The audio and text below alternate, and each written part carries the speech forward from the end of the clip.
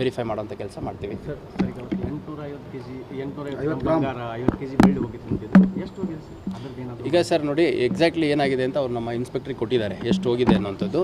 ನಮಗೆ ಅವತ್ತು ಸ್ಥಳಕ್ಕೆ ಹೋದಾಗ ತಾವು ಹೇಳ್ದಂಗೆ ಭಾಳಷ್ಟು ಮೌಲ್ಯದ ಬೆಳ್ಳಿ ಮತ್ತು ಬಂಗಾರ ಎರಡೂ ಹೋಗಿದೆ ಅಂತ ಹೇಳಿದ್ದಾರೆ. ಆದಷ್ಟು ಬೇಗ ಇತರೆ ಆರೋಪಿಗಳೇನಿದ್ದಾರೆ ಅವ್ರನ್ನೂ ಕೂಡ ನಾವು ಅರೆಸ್ಟ್ ಮಾಡಬೇಕಾಗತ್ತೆ. ಮತ್ತು ಇವಾಗ ಎಲ್ಲಿ ಅವನು ಆ ಬೆಳ್ಳಿ ಬಂಗಾರನ ಮಾರಾಟ ಮಾಡಿದ್ದೀನಿ, ರಿಸೀವರ್ ಯಾರು ಅನ್ನೋಂಥದ್ರ ಬಗ್ಗೆನೂ ಡೀಟೇಲ್ಸ್ ಹೇಳಿದ್ದಾರೆ.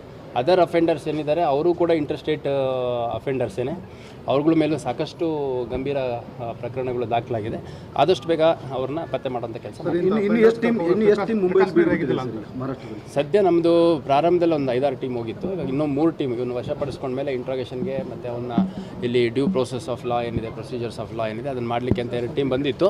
ಇನ್ನೂ ಒಟ್ಟು 3 ತಂಡಗಳು ಮಹಾರಾಷ್ಟ್ರ ಭಾಗದಲ್ಲಿ ಬೇರೆ ಬೇರೆ ನಗರಗಳಲ್ಲಿ ಬೀಡ್ಬಿಟ್ಟಿದೆ. ಮತ್ತು ಇವ್ರದ್ದು ಮೋಡಸ್ ಏನಿದೆ ಅಂದರೆ ಅಫೆನ್ಸ್ ಆದಾಗ ಏನಾದರೂ ಸಕ್ಸಸ್ಫುಲ್ ಅಫೆನ್ಸ್ ಆಯಿತು ಅಂತಂದರೆ ಅದನ್ನು ತೊಗೊಂಬಿಟ್ಟು ಅವರು most of the times they keep travelling, ಎಲ್ಲೂ ಒಂದು ಕಡೆ ನೆಲೆ ನಿಲ್ಲಲ್ಲ.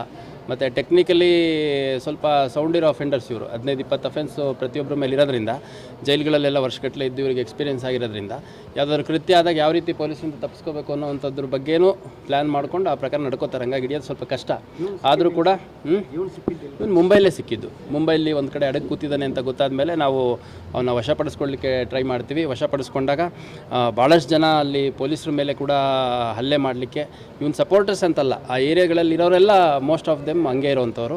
ಆಮೇಲೆ ನಮ್ಮ ಪೊಲೀಸ್ ತಂಡ ಏನಿದೆ ಅವನ್ನ ಅಲ್ಲಿ ಸ್ಥಳೀಯ ಪೊಲೀಸ್ ಠಾಣೆ ಕರ್ಕೊಂಡೋಗಿದೆ. ಪೊಲೀಸ್ ಠಾಣೆ ಕರ್ಕೊಂಡೋಗಿ ಅಲ್ಲಿ ಏನು ನಮ್ಮದು ಡ್ಯೂ ಪ್ರೋಸೆಸ್ ಇದೆ ಆ ಪ್ರಕಾರ ಅಲ್ಲಿ ಎಂಟ್ರಿ ಮಾಡಿಸಿ ಈ ಕಡೆ ಕರ್ಕೊಂಡ್ಬಂದಿದೆ. ಮತ್ತೆ